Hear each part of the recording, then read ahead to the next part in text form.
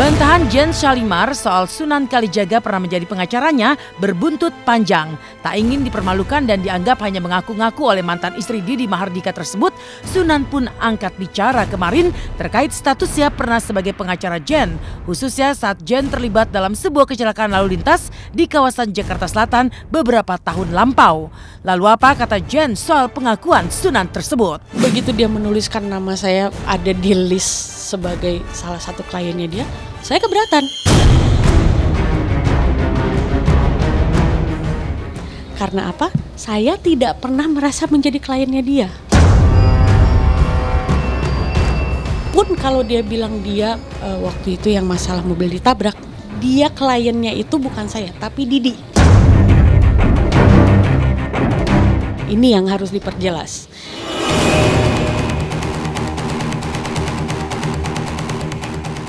Demi Allah, demi Tuhan, saya berani bersaksi, ya saya yang mendampingi. Saya yang bernegosiasi dengan pihak taksi yang menabrak mobilnya. Demi Allah, demi Tuhan, saya berani bersaksi, ya saya yang mendampingi. Selain merasa dilecehkan dengan bantahan Jen, Sunan juga meradang dengan pengakuan Jen terkait uang puluhan juta yang kabarnya sempat ditransfer Jen ke salah satu anak buah Sunan di organisasi advokat yang dipimpinnya. Namun Sunan mengaku tak pernah menerima uang tersebut.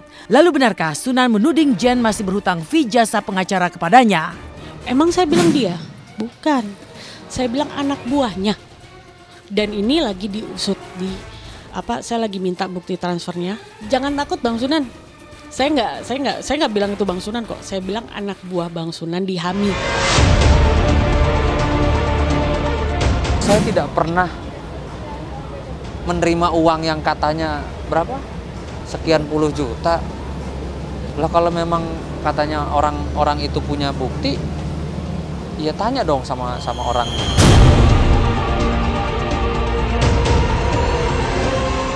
Selain perseteruan Sunan Kalijaga dan Jen Shalimar, ada pula kasus konflik yang melibatkan Sandy Tumiwa dan Tessa Kaunang.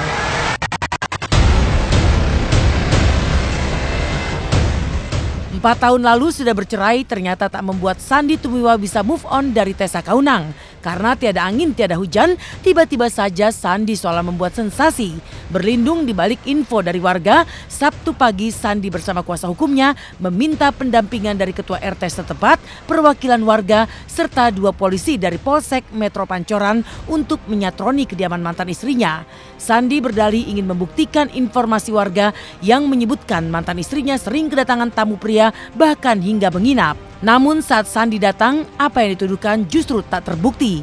Alih-alih meminta maaf kepada Tessa, Sandy justru berdalih macam-macam untuk membenarkan tindakannya itu. Tindakan Sandy tentu saja membuat Tessa bersedih lantaran nama baiknya telah dicoreng. Sedih banget dengan pemberitaan hari ini, nama baik gua jadi tercoreng. Hidup gua rasanya nggak pernah tenang karena ST masih ganggu terus sampai sekarang. Padahal kita udah resmi pisah 4 tahun lalu.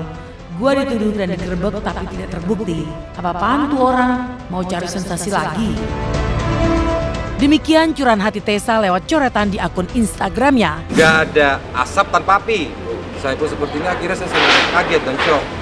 Malah saya bilang, saya berkali-kali saya bilang, dia lebih baik segera menikah daripada fitnah.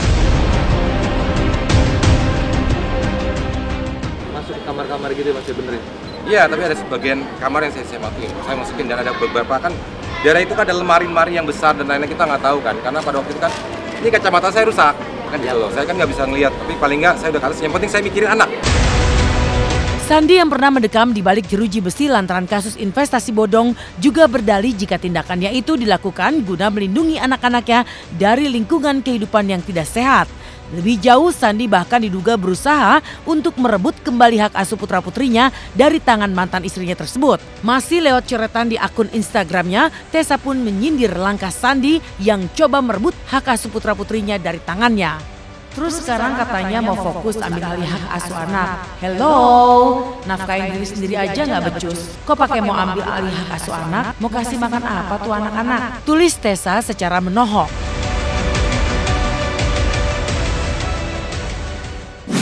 Halo pemirsa, selamat pagi. Wah, kayaknya ada yang belum bisa move on nih. Mbak Tessa yang sabar ya. By the way, sekarang sudah ada berita dari Empo Alfa. yang menjadi terkenal gara-gara video curhatannya menjadi viral. Sekarang semakin sibuk loh, bahkan dalam sehari ia bisa mendapatkan 3 kali job manggung sekaligus. Widih, Mpok Alpa semakin laris manis nih. Tapi bener nggak ya kalau Mpok Alpa ini ternyata merupakan wanita yang humoris? Dan seperti apa pula kelucuan Mpok Alpa dengan dialek Betawi nyablaknya?